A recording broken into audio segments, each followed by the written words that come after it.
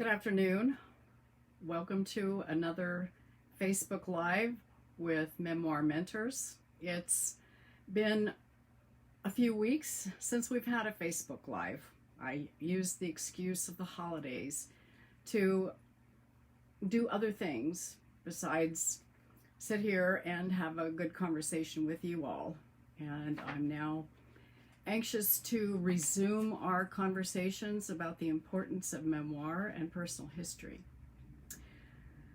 This morning, I finally managed to take down the last few pieces of holiday decor. I still have to take them down to the basement, but I think, like most of you, I got a little hijacked by dealing with what was playing on television this week. And of course, I'm referring to the siege in our nation's capital. I'm not going to say a whole lot about that. I certainly don't want to get political in this space.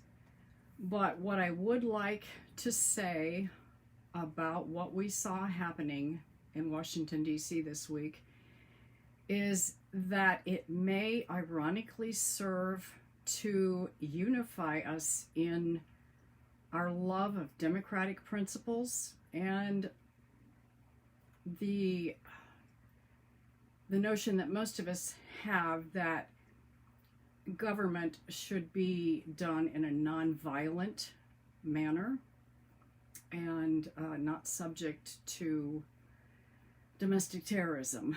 So that's I'm trying to consolidate how I feel about what happened, but there has to be a positive that comes out of this. And I think we'll see that happen, and probably sooner rather than later.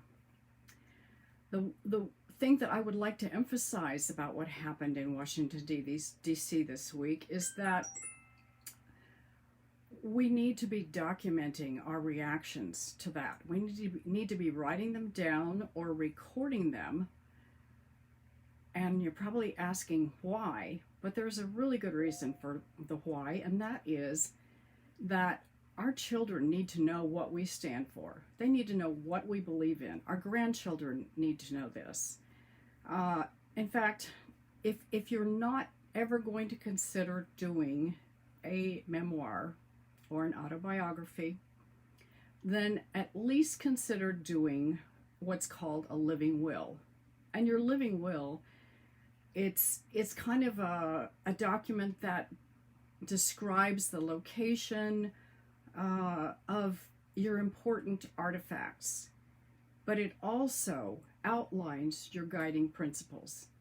If you want to document your faith, what you believe in, whether it's religious principles or government principles, then a living will is something that you really should consider. Basically, it's just a statement of your guiding principles, along with a few other things. So consider doing that, and I'll talk just briefly about that in a few minutes.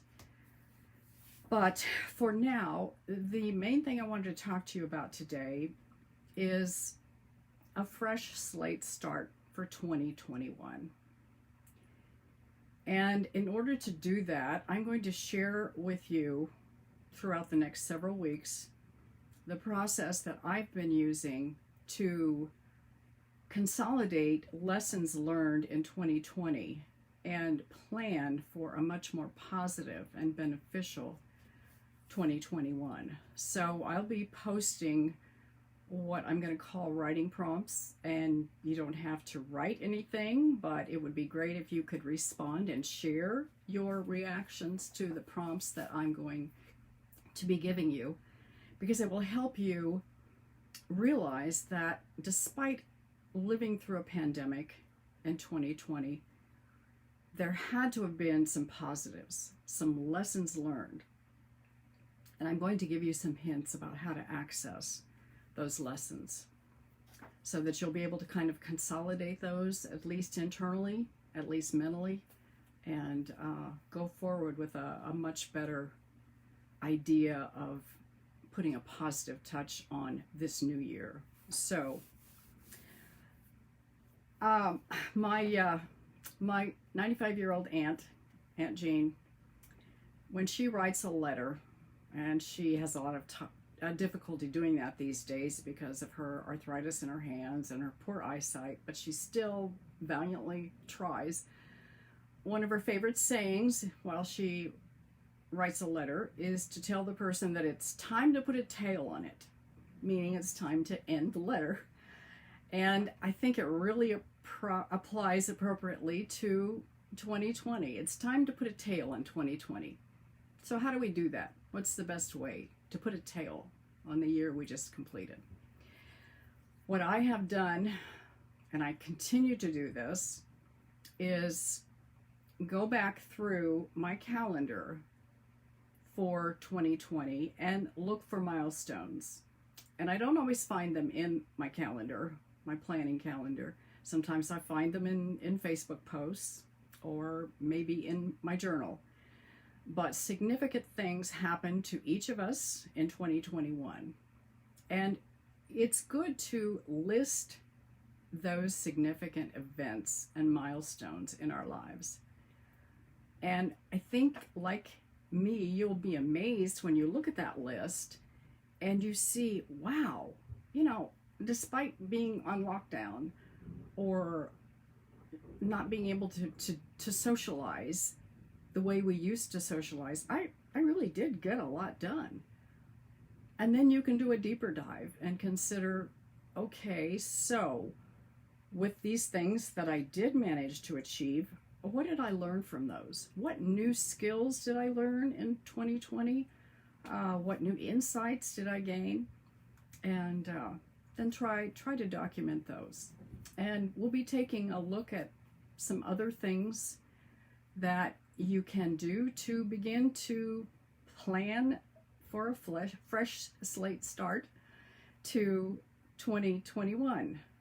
I'll be giving you writing prompts for that and exercises for that as well in the context of Facebook posts and posts on personal chapters.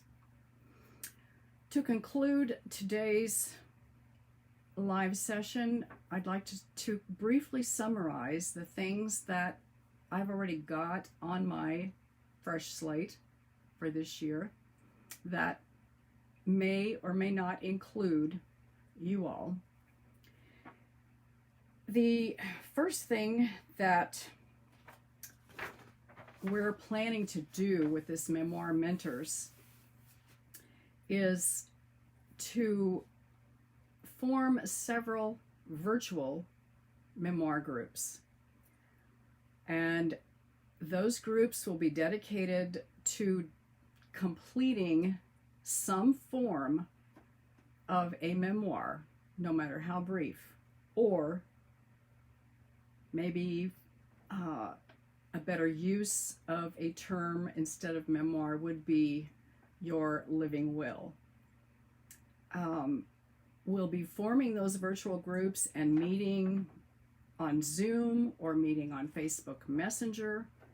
So if you are not involved in the memoir group that I currently have going, and we call that group the Wakarusa Memoir Group, let me know in the comments section for this post or subsequent posts that you would like to be involved in a monthly virtual group dedicated to finishing a living will, or at least getting a start on your own personal history, your own memoir.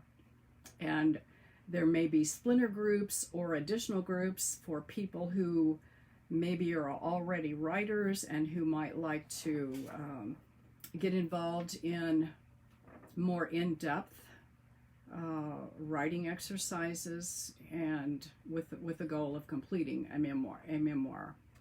But it might be a more targeted group. So just let me know if this year you would be interested in maybe attending a virtual meeting as part of a group. And if you think you have friends that would like to do the same thing, it's a way to socialize and get to know each other better and get to know each other's personal history while you're learning a lot more about your own. So just let me know if that holds any interest for you whatsoever. The second thing that is on our agenda for 2021 for personal chapters and memoir mentors is the publication of a book. My business partner, Sherry Batrick, and I will be co-authoring a book tentatively called A Mirror of Memoir. And this book will, through stories and storytelling, not through preaching, it will talk about how we can connect to ourselves, to each other, how we can reconnect with people we may be estranged from, and even with our ancestors who we can no longer talk to because they're not here physically. It will be designed to show how examining our lives and writing about them, documenting our lives, we can find healing from trauma, healing from disconnections. So that's just a few of the things that this book will be aimed at. The overall goal is the book will be aimed at helping us discover who we are, what our souls are, so who we are at the core. So we should have that, we're planning to have that published by this fall, so hold me to it. The other thing, finally, that doesn't have a whole lot to do with probably most of the people watching this today, and that is that we're going to be initiating a program that will help community newspaper editors and publishers form similar groups, similar virtual groups, or in-person groups in their own communities, and help them document individual histories, business histories, institutional histories in their own towns, their own neighborhoods, and kind of serve as the repository or the community historians that newspapers already are. And we're doing this because I think the future of media of all types is really in transition these days. Some of them will not survive. We've already seen the death of a lot of print newspapers in the last 5 years, 10 years. And I feel so strongly about this because of my background as a newspaper publisher that I really want to pursue this. And another reason behind this is because of what happened in DC this week. I mean, I consider newspapers, community newspapers, one of the last bastions of democracy. You know, they have to editorially uphold those democratic ideals, promote them, and somehow help us all to hold on to them. So that is going to be something that we are going to attempt in 2021, at least to get a start on it. So I think that's all that I have for today. I apologize for sloughing off the last few weeks. The holidays are behind us, or they'll be behind me as soon as I get everything carted back down to the basement, back down the basement stairs. But like you, I am ready for a really good 2021. Fresh start, new hope, and new sources of optimism. So join me again next week as I bring you another Facebook Live, and watch for those individual posts that will be writing prompts. Thank you for being with me, and I look forward to talking to you next week and seeing your comments in our posts. Bye-bye.